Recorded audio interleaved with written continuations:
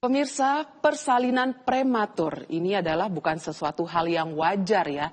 Justru kalau seandainya kita membahas seputar persalinan prematur, ini butuh perhatian banget nih. Kira-kira kalau seandainya mungkin keluarga Anda atau mungkin anak Anda atau mungkin Anda sendiri ini sekarang sedang mengandung ya, menanti kelahiran buah hati dan agak-agak deg-degser gitu ya. Ini jangan-jangan nanti kelahirannya atau persalinannya bisa normal ataukah prematur ya.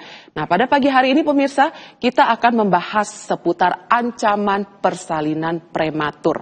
Kalau membahas seputar persalinan prematur, ini adalah salah satu info ya yang sempat saya baca semalam yang mengatakan bahwa Indonesia ternyata adalah salah satu negara ya, 10 peringkat teratas yang selalu terjadi kelahiran prematur tertinggi di dunia.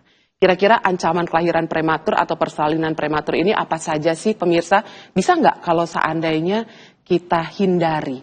Pada pagi hari ini bersama dengan saya Alia Renomas di acara Sehat Pagi, kita sama-sama akan membahas seputar ancaman persalinan prematur. Sudah hadir bersama dengan saya ada Dr. Kurata Akyuni, spesialis OB-GYN. Saya menyapa dulu Dr. Ita ya pemirsa. Selamat pagi Dr. Ita. Ya, selamat pagi. Bagaimana kabarnya dok? Baik. Kita pada pagi hari ini nih judulnya serem ya dok ya, ancaman persalinan prematur ya dok ya. Ya, Kayaknya ya. persalinan prematur itu segitu mengancamnya gitu ya dok ya. Iya betul. Bener ya? Iya banget lah, karena ya persalinan prematur tuh nggak wajar ya. Kan seharusnya kalau ibu hamil tuh ya 9 bulan ya, 9 bulan lebih.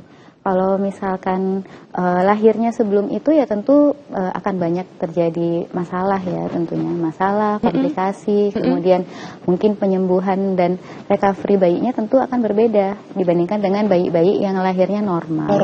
Iya, betul. Dok, kalau seandainya persalinan prematur ini biasanya lahir di kandungan berapa sih dok? Kalau seandainya biasanya kan kalau hamil itu 9 bulan ya dok ya, baru melahirkan gitu. Tapi kalau seandainya persalinan prematur ini biasanya dilahirkan di usia kandungan berapa nih dokter Ita? Ya, jadi kalau menurut WHO ya, persalinan prematur itu definisinya persalinan yang kurang dari 36 minggu. Ya, jadi 36 minggu itu pas 9 bulan ya, kan biasanya kalau yang normal itu mungkin ya 38 sampai 40 minggu, yaitu kurang lebih ya 9 bulan lebih 2 minggu ya. Lebih 2 minggu, lebih 3 minggu gitu. Nah, kalau lahir prematur itu dia belum sampai 9 bulan atau 36 minggu udah lahir kayak gitu. Nah, nanti ada kategorinya lagi, maksudnya yang kayak late prematur, late preterm, kemudian ada yang moderat, ada yang very prematur tuh ya mungkin sekitar 7 bulan ya, 28 minggu sampai 32 minggu, atau malah yang ekstrim. Kalau yang ekstrim itu yang di bawah 7 bulan yang benar-benar masih kecil dan mungkin berat bayinya itu mungkin estimasinya masih kurang dari 1 kilogram. Gitu. Jadi memang kecil banget. Udah lahir ya. Itu sendiri untuk persalinan prematur itu ada jenis-jenisnya ya dok ya? Iya, betul. Dokter Ita katakan ada yang mild, ada yang very, apa aja nih dok kira-kira jenis-jenis dari persalinan prematur? Kalau tadi itu kan berdasarkan waktu ya, berdasarkan waktu lahir bayinya. Ada lagi yang berdasarkan dari onsetnya atau kejadiannya. Jadi dia itu persalinannya spontan atau memang diinduce. Diinduce itu artinya dipaksakan, dalam tanda kutip ya, dipaksakan lahir. Maksudnya adalah mungkin dia belum waktunya, tapi misalkan anggaplah mamahnya ada sakit tertentu atau ada kondisi medis tertentu dari si bayi ataupun si mamah sehingga menyebabkan bayi ini terpaksa harus dilahirkan kayak gitu. Atau yang tadi yang pertama ya memang accidentally dia spontan aja gitu, tiba-tiba belum cukup bulan mamanya kontraksi kencang, pembukaan nambah, tahu-tahu lahir. Itu ada 2 jenis kayak gitu. Ada 2 jenis. Iya. Yang paling sering banyak terjadi ini yang mana? Apakah yang karena berdasarkan waktu ataukah memang berdasarkan dari angka kejadian kondisi si mamahnya yang kurang baik untuk dilahirkan secara persalinan secara tepat waktu, ataukah apa nih dokter Ita? Kalau di Indonesia sih seringnya spontan ya. Spontan ya? Spontan ya, jadi tidak ada persiapan, tidak ada masalah, kemudian bayinya ini tiba-tiba lahir, ada mamahnya kontraksi, kemudian belum sampai 9 bulan mungkin masih 7, 8 udah lahir. Beda kalau di luar negeri ya, di luar negeri lebih ke indikasi medis. Jadi mungkin misalkan mamahnya ada sakit tertentu sehingga harus dilahirkan kayak gitu. Jadi bentuknya agak beda lah ya kita. Kalau di Indonesia dengan di luar negeri itu berbeda ya dok ya? Iya, lebih beda lah dari segi insidensinya ya, kejadiannya kayak gitu. Faktornya sendiri ya banyak ya. Mungkin kalau di negara kita lebih ke genetik ya, kemudian nutrisi bisa. Jadi pada ibu hamil yang kurang nutrisi ya, misalkan ada anemia ya, Hb-nya kurang, bisa tuh resiko prematurnya akan meningkat gitu. Nah, sedangkan kalau di luar kan mungkin sudah mulai lebih aware sehingga mungkin kalau penyebab-penyebab kayak sosial ekonomi, nutrisi ataupun hal-hal yang bisa dihindari itu udah jauh lebih berkurang. Nah, tantangannya kita di situ. Oh, tantangannya itu di situ ya dok ya? Betul. Jadi kalau seandainya saya bertanya nih kepada dokter Ita, apa sih penyebab dari persalinan prematur atau kelahiran prematur ini ya dokter Ita? Itu tadi salah satunya mungkin dari si ibu yang kekurangan nutrisi ya dok ya? Betul, nutrisi. Nutrisi ini di sini mungkin dari makanan ya pemirsa ya? Iya, karena biasanya kan kalau seandainya si ibu ini memeriksakan ke dokter, memeriksakan kandungan ke dokter, dokter kan akan memberikan vitamin-vitamin ya biasanya ya dok ya, vitamin yang untuk membantu perkembangan janin Anda. Tapi kalau seandainya vitamin Anda sudah minum, tapi ketika sampai di rumah nutrisinya ini juga kurang ya kan, makannya sembarangan. Nah, ini menjadi salah satu penyebab dari persalinan prematur. Iya, betul. Selain itu ada lagi nggak dok? Apa saja kalau penyebabnya? kita berbicara tentang kulturnya Indonesia ya, mungkin yang kedua adalah jarak kehamilan yang terlalu dekat. Nah, kalau misalkan ibu hamil tuh di bawah 2 tahun udah hamil lagi ya, anggaplah anaknya masih umur setahun atau mungkin belum sampai 24 bulan, kemudian udah hamil lagi. Nah, rahim itu kan sebenarnya belum benar-benar kembali tuh ke yang bentuk semula. Kemudian harus melebar lagi, harus meregang lagi. Nah, akhirnya kemampuan dia untuk menahan bebannya itu, beban dari air ketuban, beban dari bayinya sendiri, kemudian beban dari ari-ari ya, plasentanya, itu kan tentunya berat ya, mungkin bisa menaik sampai 5-10 kilo. Nah, ketika dia harus meregang lagi, nah kemampuan untuk meregangnya itu nggak sama dengan kehamilan yang sebelumnya karena dia belum cukup waktu untuk recovery, sehingga resiko untuk jatuh ke bawah tuh ya, untuk kontraksi dini dan juga bahkan sampai terjadi persalinan itu akan lebih besar dibandingkan dengan ibu hamil yang lebih berjarak. Makanya kenapa mungkin dulu ya itu digaungkan banget tuh keluarga berencana atau KB. Jadi setiap ibu hamil yang udah melahirkan dia harapnya itu pulang ke rumah itu dengan KB. Jadi nggak kosong, entah dia KB pil, KB suntik, KB spiral ataupun mungkin yang udah banyak anaknya mungkin harus steril permanen. Pokoknya prinsipnya adalah pulang tuh kita harus udah ber-KB gitu sehingga mungkin lebih ke pregnancy planning ya untuk kedepannya itu jauh lebih tertata kayak gitu. Oke, baik.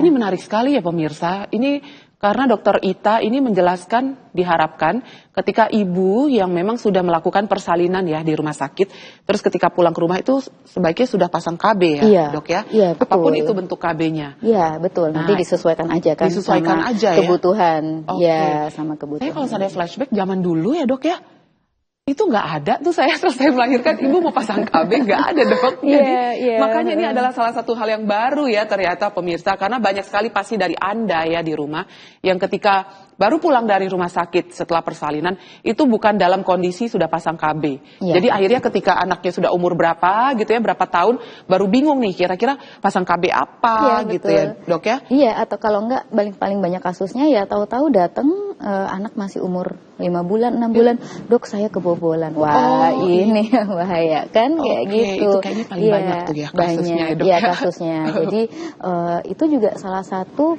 penyebab persalinan prematur ya. Baik kalau begitu. Kita nanti akan bahas lebih lanjut lagi ya dokter Ita tentang apa saja sih kira-kira penyebab dari persalinan prematur. Pemirsa di rumah silakan yang ingin berkonsultasi langsung dengan dokter Ita pada pagi hari ini. Beliau adalah dokter spesialis obgyn karena kami masih membahas seputar ancaman bagi persalinan prematur. Silahkan yang ingin berkonsultasi bisa via WhatsApp ya pemirsa. Jangan lupa untuk selalu cantumkan usia Anda dan juga paling penting mungkin usia kehamilan Anda ya, juga lokasi Anda di mana.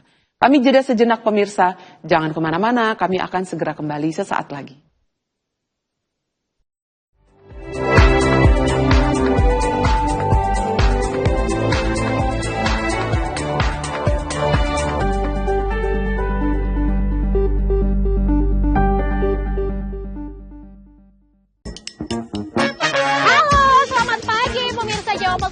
Di sini juga ada basement loh Mbak Feni, tempat untuk pameran, biasanya anak-anak muda memamerkan foto, memamerkan karya-karya apa bisa di dalam situ. Surabaya Utara menjadi destinasi wisata kota tua. Selain Jalan Panggung, berjarak 500 meter ke selatan terdapat wisata kota tua Jalan Gula, Surabaya. Jangan lupa melihat jalan-jalan pagi di setiap jam 7 sampai jam 8. Di Jawa Post TV. Mengisi waktu siang Anda, kami hadirkan berbagai informasi yang terjadi. Melaporkan peristiwa langsung dari lokasi. Kasus stunting dan gizi buruk yang melanda anak di bawah 5 tahun atau balita di Provinsi Banten masih menjadi catatan kelam. Update siang, setiap hari pukul 11.30 waktu Indonesia Barat di Jawa Post TV.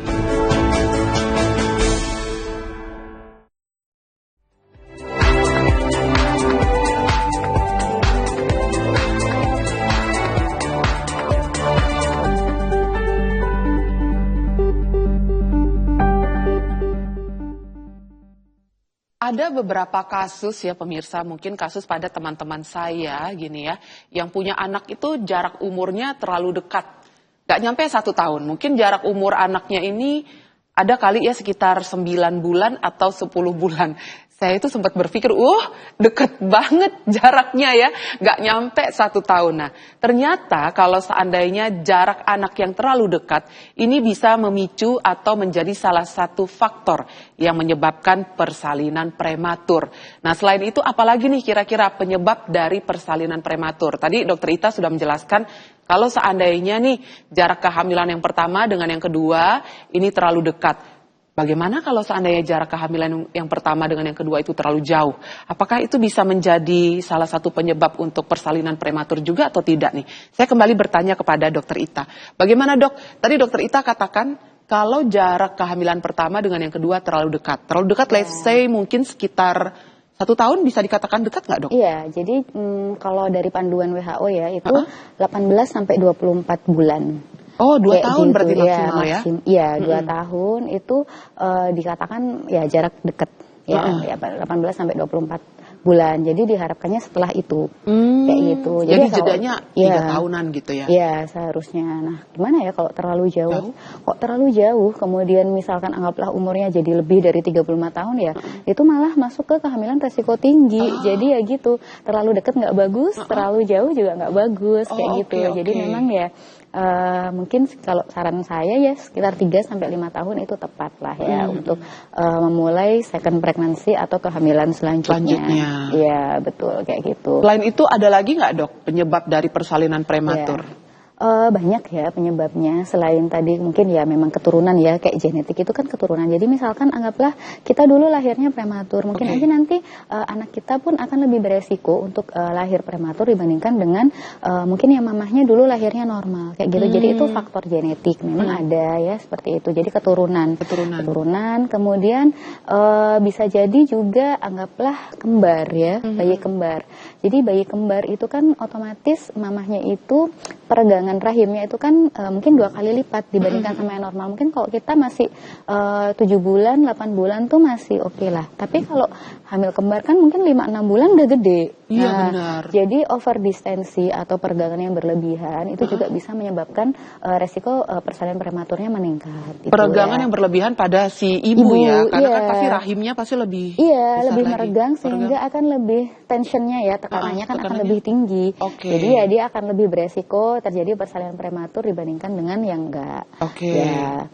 Kemudian ada ya defek ya atau kelainan pada rahimnya. Misalkan rahimnya ibu mungkin ada miomnya, atau mungkin dia jenis rahimnya ada masalah yang bentuknya kayak love 2 atau tangkainya, atau mulut rahimnya pendek. Yaitu gangguan anatomi ya, maksudnya gangguan dari bawaan lah ya, bawaan dari si ibu itu juga bisa tuh mempengaruhi. Kalau yang masalah medis ya, maksudnya yang diharuskan dalam tanda kutip dipaksa untuk lahir, maksudnya bukan karena tahu tiba-tiba ujuk-ujuk kontraksi.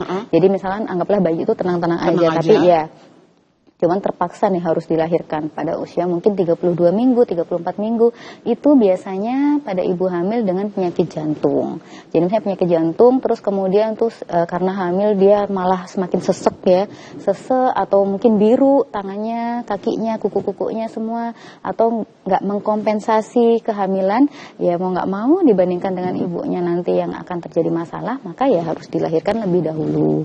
Bisa kayak gitu, ibu hamil yang dengan penyakit jantung, kemudian mungkin dengan preeklamsia ya, tekanan darah tinggi pada saat kehamilan, namun udah ada tanda-tanda mungkin kayak mau kejang kayak gitu ya, komplikasi berat, atau pada ibu dengan diabetes mungkin yang sudah terkomplikasi, dan juga ya pada ibu hamil yang mungkin ada penyakit-penyakit penyerta ya, kayak ada gangguan ginjal dan sebagainya. Jadi ketika mamahnya ini udah seperti payah lah dalam tanda kutip istilahnya, mungkin udah ada gangguan organ ya, mau nggak mau untuk menyelamatkan ibu, bayi harus dilahirkan, meskipun resikonya ya nanti mungkin bayinya akan kecil, akan masuk ke ruang intensive care, harus menggunakan alat bantuan nafas, lahirnya juga kecil, intake-nya susah, tapi kita kan juga harus menyelamatkan dari ibunya juga. Betul, ya, Dok, ya, karena pada prinsipnya hamil itu adalah bagaimana kita menyelamatkan sang ibu terlebih dahulu, karena kalau misalkan nanti ibunya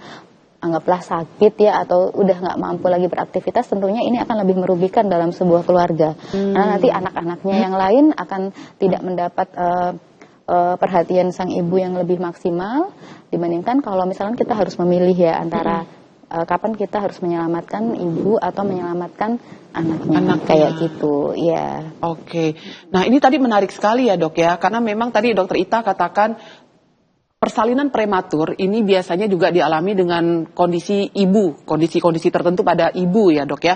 Dengan mungkin tadi ada ginjal, ada jantung, diabetes juga. Seperti kita tahu ya pemirsa, zaman sekarang ini kan terjadi pergeseran kan segala sesuatunya ya, Dok ya. Kalau seandainya di zaman dulu mengalami sakit diabetes itu biasanya usianya sudah sepuh, tapi di zaman sekarang ini banyak yang usia-usia masih produktif sudah ada penyakit-penyakit penyerta seperti tadi ada diabetes, jantung dan juga ginjal.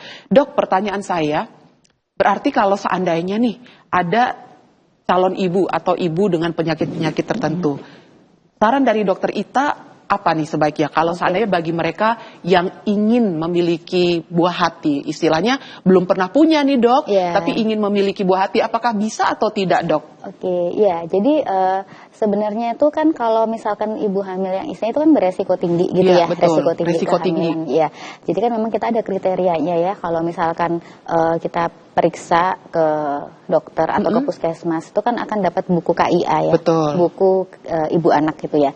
Sudah tertulis tuh resiko-resiko apa aja yang termasuk dalam resiko tinggi atau kehamilan ini termasuk resiko rendah atau enggak. Nah, itulah fungsinya di situ kenapa kita ketika sesaat tahu udah telat haid ya, kemudian tes positif, itu harus langsung segera periksa. Kalau dulu beda, kalau dulu tuh bentar 3 bulan tunggu kelihatan dulu. Nah, gitu kan. Kalau sekarang nggak boleh. Jadi ketika ibu hamil udah tahu tuh positif ya, itu harus langsung periksa. Apalagi yang punya sakit tertentu. Nah, itu malah justru harus segera, karena nanti kita akan kolaborasi. Misalkan kalau dengan penyakit jantung ya harus ke dokter jantungnya. Apakah layak nggak nih untuk hamil? Karena ada kriteria kelayakan untuk ibu hamil resiko tinggi, apakah dia sudah berhak untuk hamil atau enggak. Karena ini nanti besar ininya ke belakang, impactnya ke belakang ya, karena untuk ibunya sendiri dia akan bisa mengkompensasi hamilnya atau enggak. Kemudian selain itu untuk bayinya juga kan kita tuh pasti pengen melahirkan bayi yang sehat ya. Kalau misalkan kondisi kita sendiri nggak maksimal untuk sebuah kehamilan ya, tentunya bayi ini pun akan nggak maksimal juga. Lahirnya rendah lah beratnya, kemudian mungkin ada kelainan bawaan lah kayak gitu ya. Kemudian nanti mungkin udah bagus tapi nanti lahirnya stunting lah, atau resiko jantungnya, resiko diabetesnya juga seperti mamahnya kayak gitu. Jadi Kalau misalkan udah hamil ada resiko, pasti harus segera datang. Minimal pemeriksaan itu dianjurkan 8 kali sampai dengan persalinan, karena supaya kalau ada misalkan anggaplah sudah mulai muncul nih masalah-masalah itu bisa terdeteksi segera dan bisa ditangani. Kalau misalkan belum hamil, nah itu harus konsultasi dulu ke dokternya penyakit tersebut. Misalkan dokter jantung ya ke jantung ya. Kalau penyakit diabetes ya ke dokter penyakit dalam. Kemudian dievaluasi apakah sudah layak hamil atau enggak. Misalkan contohnya kayak dokter dengan pasien dengan penyakit diabetes, ya harus lihat dulu nih gulanya dalam 6 bulan sampai setahun terakhir nih dengan terapi udah mulai terkontrol apa enggak. Kemudian mungkin kadar HbA1c-nya udah cukup rendah apa enggak. Kemudian bagus nggak nih anunya dengan terapi itu dia bisa mengkompensasi apa enggak. Nah kalau udah siap baru nanti datang ke dokter kandungan kayak gitu. Jadi istilahnya itu adalah preconceptional care ya. Jadi gimana kita mempersiapkan kehamilan itu dengan baik sehingga diharapkan hasilnya juga akan lebih bagus. Lebih bagus. Ya, baik. Betul. Kalau seandainya kita membahas seputar persalinan prematur ya dok ya, apakah untuk persalinan prematur ini akan memberikan gejala terlepaslah dari kondisi si ibu dengan mungkin memiliki diabetes, ada kondisi tertentu terlepas dari itu, apakah ada memberikan gejala sebelumnya nggak dok? Tentu, sebenarnya persalinan prematur tuh ya sama kayak persalinan normal, cuman beda waktu aja. Cuman persalinan prematur itu ada yang ancaman, ada yang berlanjut sampai bersalin. Kalau misalkan pada waktu ancaman itu si ibu ini udah mulai terasa ya, datang tuh ke IGD atau ke dokter, mungkin bisa langsung diberikan terapi kayak misalkan pengurang kontraksi, ya pengurang kontraksi. Kemudian kalau misalkan memang bayinya masih kecil banget ya di bawah 2 kilo, mungkin perlu dikasih pematangan paru. Jadi tujuannya bila sewaktu-waktu lahir, nah kemampuan paru-parunya itu udah lebih baik lah dibandingkan dengan kalau nggak dikasih pematang paru sama sekali kayak gitu. Jadi nanti kalau misalkan di rumah ya kemudian tiba-tiba ada terasa kayak kok perut saya mules ya, tapi mulesnya lebih sering dibandingkan biasanya dan nyeri. Kemudian mungkin ada keluar kayak cairan ya dari jalan lahir, atau mungkin terasa ketubannya pecah, keluar lendir darah ya kayak gitu. Nah itu mungkin akan ada tanda-tanda terjadinya persalinan prematur, dan itu harus segera ke IGD atau ke dokter terdekat. Mungkin kalau tengah malam kan nggak ada dokter praktek, ya berarti harus ke IGD terdekat kayak gitu. Karena semakin cepat ditangani maka resiko untuk terjadi benar-benar yang persalinan prematur itu akan bisa dihindari kayak gitu. Nanti akan diperiksa tergantung pembukaannya. Biasanya kalau udah pembukaan 4 ke atas itu akan susah untuk dihindari karena dia udah berlangsung ya.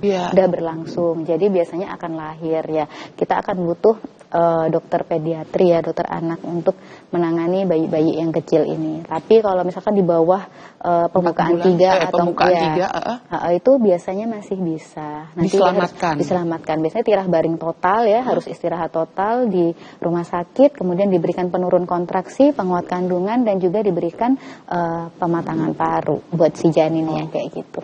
Baik, kalau begitu.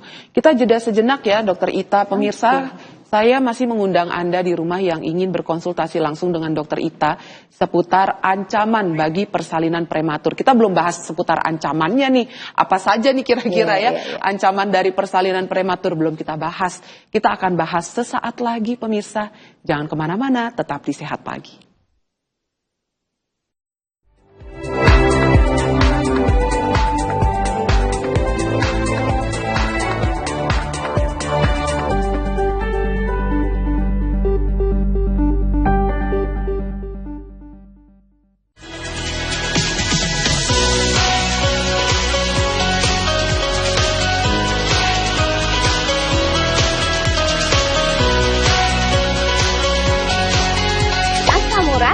Kolesterol, hipertensi, diabetes, mah lambung, kaki, kebas, dan kesemutan, jangan biarkan dan jangan remehkan.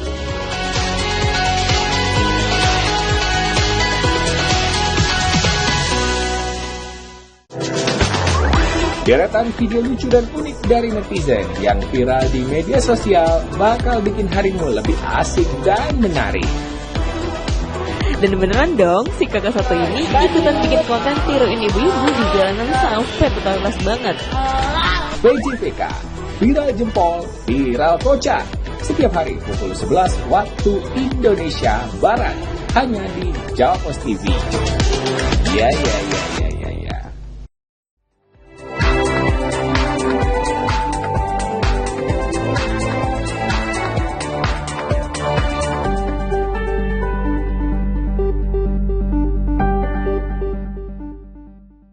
Terima kasih ya pemirsa, masih stay tune di Sehat Pagi. Dan sekarang saya ingin membacakan dulu nih WhatsApp yang sudah masuk pada pagi hari ini. Saya mau menyapa dulu, ada Ibu Siska dari Surabaya. Halo, selamat pagi Bu Siska. Pagi dokter, saya izin bertanya dok. Dok, apakah semua bayi yang lahir prematur selalu dimasukkan inkubasi dok? Berarti tidak bisa minum ASI ya dok ya? Itu pertanyaan pertama dokter. Yang pertanyaan kedua, adakah makanan nih misalnya nanas, durian, cabai yang bisa menyebabkan kelahiran prematur? Bagus nih pertanyaannya ya. Terus yang ketiga dokter, apakah obat anti nyeri atau obat lain ada yang berpotensi untuk menyebabkan kelahiran prematur dokter? Terima kasih dok, dari Ibu Siska di Surabaya. Silakan dokter Ita. Ya, pertanyaan yang pertama ya. Ya. Jadi itu tadi yang seperti saya bilang di awal ya, tergantung berapa minggu dia dilahirkan. Biasanya kalau udah yang kayak 34 ke atas, 36 yang beratnya udah 2 kilo ke atas, itu dia bernafasnya ya, kemampuan dia untuk bernafas tuh jauh lebih bagus dibandingkan kalau misalkan yang masih kecil banget ya, di bawah 2 kilo. Biasanya sih kayak gitu udah bisa. Dikasih ASI. Iya, dikasih ASI bisa. Kemudian bernafas spontan pun bisa. Tapi memang tetap harus dievaluasi untuk suhunya. Karena gini, bayi prematur tuh cenderung lebih mudah nggak tahan sama suhu. Jadi kalau misalkan di sekitarnya dingin, dia akan ikut dingin. Jadi harus stabil suhunya. Makanya itu tujuannya kenapa harus ditaruh di inkubator. Biasanya sih mungkin dievaluasi dulu selama beberapa jam setelah lahir, atau mungkin sampai 1 kali 24 jam dia bisa nggak nih bertahan dengan udara di sekitar. Kalau bisa ya nggak perlu inkubator. Jadi tergantung case-nya sih, tergantung case-nya dan derajat keparahannya. Itu. Kemudian ASI ya, ASI itu malah rekomendasi yang sekarang harus diberikan pada bayi yang lahir usia berapapun. Jadi bayi prematur itu bukan halangan untuk ibu memberikan ASI kepada anaknya. Karena sekarang tuh udah canggih ya, kayak perah semua itu udah banyak banget. Kalau misalkan kayak benar-benar nggak yang critical ill banget, maksudnya yang parah banget, maka ibu hamil tuh tetap ibu yang menyusui itu harus langsung menyusui bayinya meskipun prematur kayak gitu. Makanya pasti di ruang intensive care bayi itu pasti ada tempat untuk menyusui ya, tempat untuk menyusui atau tempat tunggu buat ibunya, karena memang sewajib itu memberikan ASI. Kalau misalkan ibunya juga mampu ya kan, takutnya kalau ternyata lahirannya karena mamahnya sakit ya nggak bisa kan ya, pasti mungkin banyak obat-obatan yang harus masuk, atau bahkan ibunya sampai harus masuk ke intensive care dan sebagainya, kan tentunya nggak bisa memompakan ASI-nya, atau itu ya itu mungkin special case. Tapi kalau ibunya dalam kondisi sehat, tentunya ASI must case diberikan ya, harus diberikan kepada si bayi, meskipun nanti mungkin caranya bisa diberikan lewat sonde atau lewat selang atau dikasih sendok dikit-dikit, pokoknya ASI itu harus masuk ke bayinya gitu. Jadi lahir prematur bukan halangan untuk mengasihi sih itu ya. Kemudian tadi pertanyaan kedua makanan ya, nanas, cabai, durian gitu. Kalau saya sih penganut yang makanan tuh sebenarnya nggak yang memberikan pengaruh besar, karena kita pun juga kayak makan nanas atau makan durian kan juga nggak mungkin tiap hari lah ya. Kalau saya sih persalinan prematur yang spontan ya, maksudnya yang tanpa ada indikasi medis tuh lebih karena ke itu tadi gangguan dari peregangannya, kemudian atau memang ada faktor keturunan atau ada infeksi, misalkan ketuban pecah dini ya. Jadi ada infeksi kemudian ketubannya pecah, itu akan lebih sering menyebabkan persalinan prematur daripada hanya sekedar kayak makanan. Ya mungkin makanan ada faktor mempengaruhi, tapi bukan yang faktor yang utama kalau menurut saya. Kalau yang ketiga tadi pertanyaannya dokter, apakah obat anti nyeri atau obat lain ada nih yang berpotensi untuk menyebabkan kelahiran prematur dokter? Ya, jadi obat itu kan pada saat hamil tuh harus dilihat kategorinya dulu ya, kategori apa. Jadi kan menurut FDA ya, Drug Association tuh kan ada kategori aman, ada kategori boleh, ada kategori yang kalau bisa nggak diberikan, tapi bila memang nggak ada pilihan lain harus diberikan, ada yang dilarang benar-benar X ya. kayak gitu. Nah tergantung nih apa dulu kategorinya. Jadi ya kita harus lihat dulu kategorinya. Kalau anti nyeri mungkin seperti paracetamol aman ya. Aman. Untuk golongan-golongan yang seperti mungkin NSAID atau yang lainnya mungkin ya tidak diberikan kayak gitu. Jadi tergantung si jenisnya. Tapi kalau untuk bikin persalinan prematur mungkin enggak ya, mungkin lebih ke kelainan bawaan yang akan terjadi pada bayinya, karena beberapa obat itu akan menghambat pertumbuhan organ kayak gitu. Misalkan obat A dia menghambat pertumbuhan ginjal sehingga ginjalnya nggak terbentuk. Obat ini menyebabkan menghambat pertumbuhan jantung sehingga menyebabkan jantungnya mungkin katupnya nggak tertutup sempurna kayak gitu. Lebih ke itu sih kayak gitu. Nah kita sekarang membahas nih ancaman apa saja nih dokter yang sekiranya bisa memberikan istilahnya ancaman yang mengerikan nih bagi persalinan prematur. Ini kita mau tanya dulu sama dokter Ita, ancaman bagi babynya dulu nih dok, bagi bayinya dulu ya kalau seandainya terlahir secara prematur. Ya betul, memang ya isunya adalah kalau persalinan prematur itu adalah untuk bayi ya. Jadi mungkin bayinya akan resikonya lebih besar dibandingkan dengan mungkin ibunya, kecuali memang ibunya udah ada sakit ya. Itu kita ya special case lah, beda ceritanya kalau itu. Tapi kalau untuk kondisi yang mamahnya baik ya, tentunya bayinya nanti yang akan lebih membutuhkan ekstra perhatian kayak gitu ya. Tadi yang seperti saya bilang, yang pertama tentunya kebutuhan intensive care pasti akan jauh lebih meningkat. Kemudian yang kedua kebutuhan untuk bantuan nafas. Jadi bayi-bayi yang prematur tuh dia cenderung untuk regulasi nafasnya itu masih sulit, sehingga kadang suatu saat dia akan lupa bernafas, butuh bantuan, mungkin sampai harus diintubasi atau harus pakai selang oksigen yang dalam jangka waktu lama kayak gitu. Terus misalkan dia udah bisa nih keluar dari fase kritisnya ya, pertumbuhannya bisa akan lebih lambat dibandingkan sama yang lahirnya normal kayak gitu. Mungkin nggak terlihat sekarang tapi nanti. Jadi dia ada dua, bisa akan terjadi stunting ya, maksudnya kekurangan energi ya, malnutrisi atau malah jadi obesitas kayak gitu. Jadi bayi-bayi prematur itu akan lebih cenderung beresiko obesitas dibandingkan dengan bayi yang normal. Itu pasti banyak yang mama-mama bilang, anak saya lahirnya kecil tapi waktu gede besar kok, besar padahal udah obes kayak gitu. Iya kayak gitu. Seperti juga resiko penyakit kardiovaskular, penyakit diabetes kayak gitu ya, itu akan lebih tinggi dibandingkan sama yang lahirnya normal.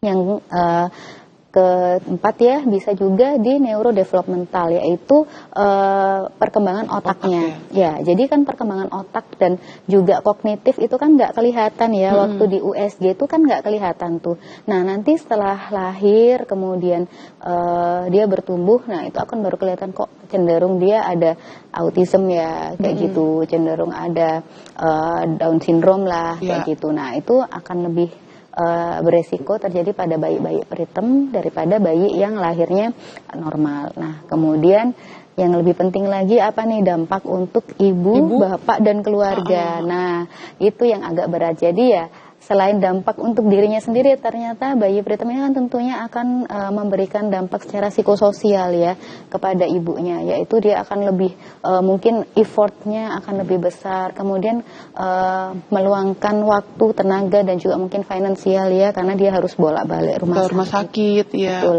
Nah, itu yang health mental nanti jadinya health mental issue buat ibu yang udah melahirkan. Pasti resiko postpartum depressionnya atau baby bluesnya akan pasti lebih tinggi. Itulah kita butuh support keluarga yang besar pada ibu-ibu yang melahirkan bayi prematur.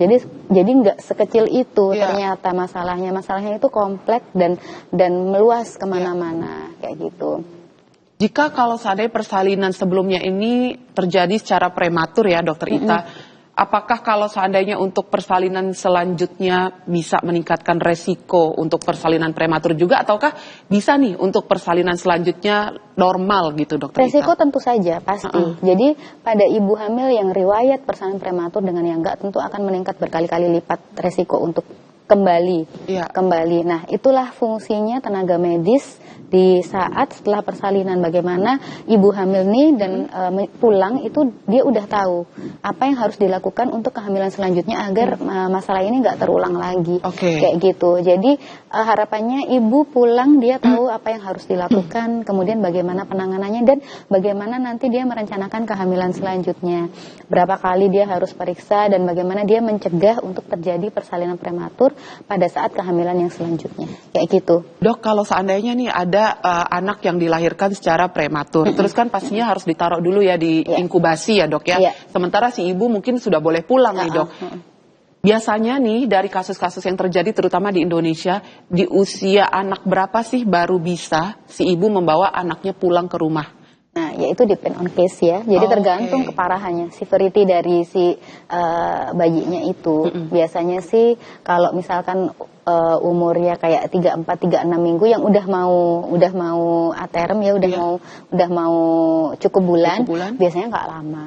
Biasanya mungkin ya 1 minggu, kadang ada yang nggak sampai. Jadi tapi yang kalau kecil banget ya anggaplah 1.000-1.500 ya mungkin bisa aja sampai berbulan-bulan di dalam kan. Nanti tergantung gimana perkembangannya dia. Yang harus kita usahakan ya dia harus bisa lewat fase kritisnya itu. Kalau bisa lewat fase kritis, PR selanjutnya adalah kita harus mengejar tuh ketinggalan dia dari segi perkembangannya kan, karena dia mungkin selama beberapa bulan di dalam intensive care kan dia benar-benar kayak stimulasi mungkin kan kurang kan ya. Jadi nanti PR-nya yang kedua adalah perkembangannya dia. Berarti gitu. Kalau seandainya untuk persalinan prematur ini sendiri dok, bisa nggak sih umpamanya nih kan ketika kita periksa ke dokter, terus akhirnya dokter ini bisa nggak kira-kira screening ya, memeriksa ini kayaknya faktor resiko atau mungkin resikonya tinggi nih untuk persalinan prematur. Bisa nggak dokter melihat dari kondisi si ibu ketika sedang hamil, memeriksakan diri ke dokter? Gitu? Iya. Tentu kelihatan ya. Jadi misalkan itu tadi kita evaluasi dulu ada penyakit medis tertentu atau enggak. Kalau ada penyakit medis tertentu udah pasti nih ada resiko. Ya nanti kan soalnya gini, nanti kalau misalkan dia nggak bisa mengkompensasi ya kan harus dilahirkan, itu pasti. Kemudian yang kedua tadi dilihat riwayat sebelumnya, ada riwayat keguguran enggak, riwayat persalinan prematur enggak. Kalau udah ada itu ya udah centang satu lagi, berarti ada lagi resiko.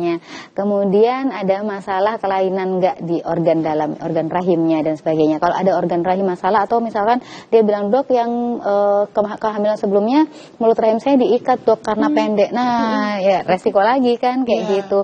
Jadi sebenarnya lewat anamnesis ya atau tanya jawab dan pemeriksaan awal saat ibu pertama datang itu sebenarnya kita udah bisa lihat dia ini ada resiko apa enggak untuk kayak persalinan prematur. Ya atau memang sebelumnya dok ketuban saya pecah sebelum waktunya. Nah, resiko lagi. Iya, gitu ya, dok, betul. Ya? Iya. Kita jeda sejenak ya, Dokter Ita. Nanti ketika saya kembali, saya mau nanya sama Dokter Ita. Karena kan biasanya nih kalau pas lagi si ibu lagi hamil ya, kadang ada rasa takut ya. Takut kalau seandainya untuk berhubungan suami istri dok. Karena takutnya nanti kelahiran prematur nih. Itu betul atau tidak ya, pemirsa? Sesaat lagi tetap di Sehat Pagi.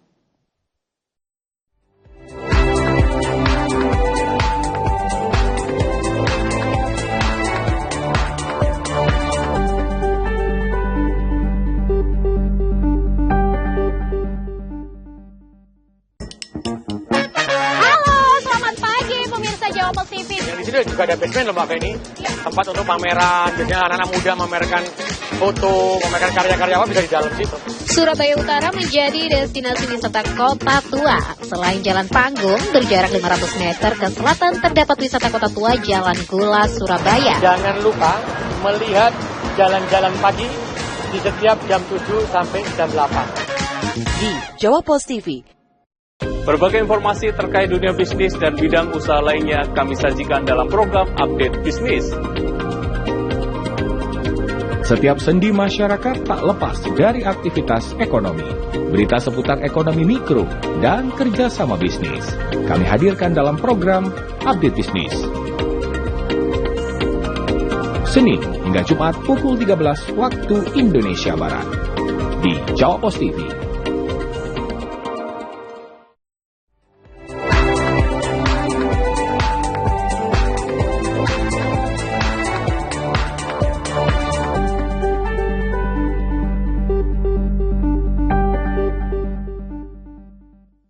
Segmen terakhir Sehat Pagi pemirsa, dan ini Dokter Ita masih utang jawaban ya dari pertanyaan saya yang tadi sebelum jeda saya sempat bertanya nih kepada Dokter Ita. Kan zaman sekarang kalau seandainya si ibu lagi hamil, banyak nih pasangan yang takut ya untuk melakukan hubungan suami istri. Katanya takut nanti kalau seandainya terjadi apa-apa dengan kandungan si ibu. Takutnya nanti malah terjadi persalinan prematur nih. Itu betul atau tidak ya pemirsa, ketakutan itu betul atau tidak nih? Saya kembali lagi kepada Dokter Ita. Dok, yang selama ini ditakutkan oleh masyarakat gitu ya, terutama mungkin pasangan suami istri nih, ketika istrinya sedang hamil atau mengandung. Kalau seandainya berhubungan suami istri katanya takut nanti terjadi persalinan prematur, kenapa-napa sama kandungan istrinya, itu betul atau tidak Dokter Ita? Jadi itu kalau terkait hubungan suami istri itu saya kalau misalkan ada pasien yang tanya gitu ya, itu memang depend on case banget ya. Jadi setiap wanita hamil itu kan dia dengan karakteristiknya tersendiri. Jadi ada orang yang hubungan dari awal sampai lahir pun nggak ada masalah, ada juga yang dipakai hubungan terus flag, ada juga yang nanti bisanya setelah umur 4-5 bulan ada juga. Jadi sebenarnya tergantung gimana kesiapannya si ibu itu sendiri sih menurut saya ya. Karena gini kadang juga ada yang merasa nggak nyaman dan maksudnya nggak bisa menikmati gitu ya, nggak enjoy.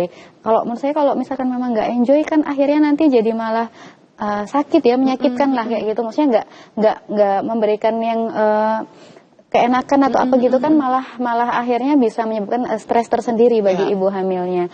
Kalau misalkan secara general ya, secara amannya itu ya di atas 16 minggu atau 4 bulan. Karena kenapa? Di saat itu plasenta ari-ari itu udah terbentuk sempurna, sehingga diharapkan janin di dalam itu akan lebih kuat karena istilahnya akar tempat dia nempel tuh udah lemnya udah reket kayak gitu ya. Kalau sebelumnya kan ada yang mungkin ya belum, nanti kalau terkena gangguan mekanik atau apa ya akan flek lah atau kontraksi lah dan sebagainya. Tapi ada juga yang enggak. Jadi itu kalau saya sih depend on. Sebenarnya boleh aja asalkan sang ibu nyaman, kemudian tidak ada masalah, tidak ada kontraksi, tidak ada flek. Kalau misalkan nggak ada semua boleh sampai akhir pun boleh. Gitu. Baik kalau gitu Dok, terakhir Dok kasih tips ya bagi pemirsa semua ya di rumah yang sekiranya ini mungkin sekarang sedang mengandung, sedang hamil, supaya tidak terjadi persalinan prematur. Silakan Dokter Ita. Ya, jadi sebenarnya ibu hamil itu adalah kita sendiri ya. Setiap orang berbeda. Yang mengetahui kondisi kita adalah diri kita sendiri. Sebenarnya kayak tenaga medis ya, dokter, bidan dan sebagainya itu adalah fasilitator ya. Karena sebenarnya kehamilan itu alamiah. Dia adalah siklus hidup. Kalau saya selalu bilang itu siklus hidup. Seharusnya akan terjadi secara baik karena tubuh kita memang udah disiapkan untuk bisa mengandung, otomatis akan kehamilan itu ya akan selesai sampai waktunya. Nah, kecuali ada hal-hal tertentu yang membuat si kehamilan itu terganggu, terganggu dalam tanda kutip. Pokoknya dia nggak bisa sampai akhir. Yang mengetahui itu adalah ibu hamil itu sendiri. Jadi tipsnya adalah bagaimana kita mengetahui karakteristik diri kita sendiri. Kita ini pada kondisi siap nggak hamil, pada kondisi yang sehat atau enggak, atau ada penyakit-penyakit tertentu enggak, atau ada riwayat enggak tuh. Seperti yang saya bilang, kalau saya ada riwayat persalinan prematur berarti saya harus aware nih. Jadi saya harus datang ke tenaga medis lebih cepat dibandingkan dengan kehamilan yang sebelumnya. Karena tentunya saya nggak ingin kejadian sebelumnya berulang kayak gitu. Kalau saya ada sakit, saya harus segera periksa ke dokter saya. Dok, kira-kira saya aman nggak nih kehamilan saya saat ini, apa yang harus saya lakukan, lebih ke itu sih. Jadi intinya adalah gimana kita men-treat diri sendiri agar kehamilan ini aman dan nyaman untuk diri kita dan untuk bayinya. Nah, kemudian tanda-tandanya apa aja yang bila terjadi saya harus segera ke IGD. Ya tadi misalkan ada kram, tapi kramnya berlebih ya. Kalau ibu hamil kram ya wajar. Wajar. Cuman kalau misalkan itu nggak berlebih dan nggak menyebabkan sampai nyeri dan sebagainya, dipakai istirahat hilang berarti kontraksinya kontraksi palsu kan kayak gitu. Kalau kontraksi yang asli, ya meskipun istirahat, meskipun apa, dia akan tetap terus berlanjut itu. Nah, kram yang berlebihan, kontraksi, kemudian ada pecah ketuban atau ada keluar lendir darah, disertai dengan rasa ingin mengedan. Wah, itu yang harus langsung ke IGD. Jadi, kenali tanda-tanda ancaman persalinan, kemudian harus segera langsung menghubungi fasilitas kesehatan terdekat, dan supaya dapat penanganan sih. Oke, ya, baik gitu ya. kalau begitu. Dokter Ita, ini prakteknya di mana dok? Kalau seandainya ada pemirsa di rumah ingin datang berkonsultasi langsung dengan dokter Ita? Oh ya, kalau saya sih di Rumah Sakit Sutomo ya, di Karang Menjangan sama di Rumah Sakit Manyar Medical Center. Oke, Ya, baik kalau oke. begitu. Dokter Kurata Akyuni, spesialis obgyn. Terima kasih banyak Terima kasih ya, banyak Dokter Ita. waktunya.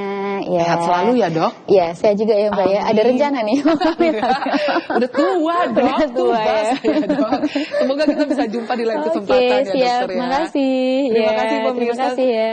Terima kasih ya pemirsa sudah menonton acara Sehat Pagi. Ini tadi saya tangkap ya dari Dokter Ita, ini lebih baik kita untuk mengenali diri kita sendiri ya, untuk mengenali karakteristik tubuh kita sendiri. Apalagi kalau seandainya mungkin dalam waktu dekat ini Anda berencana untuk hamil. Nah, coba dicek dulu checklistnya, apakah kondisi tubuh Anda cukup bugar untuk hamil, apakah ada penyakit-penyakit tertentu. Kalau memang sudah ada, alangkah lebih baiknya untuk segera diperiksakan ke dokter yang menangani, supaya mendapatkan penanganan yang tepat, akhirnya kehamilannya pun juga bisa sehat.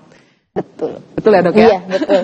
Intinya di situ adalah di situ ya, kita sekarang udah tambah ya dikit ya. Jadi harapannya sekarang itu kita bergeser, bukan setelah hamil baru kemudian gerusak-gerusuk harus terapi ini nih. Tapi gimana caranya kita mempersiapkan tuh kehamilan dengan baik sehingga resiko-resiko yang bisa dihindari itu udah bisa kita hindari sejak sebelumnya. Baik kalau begitu ya.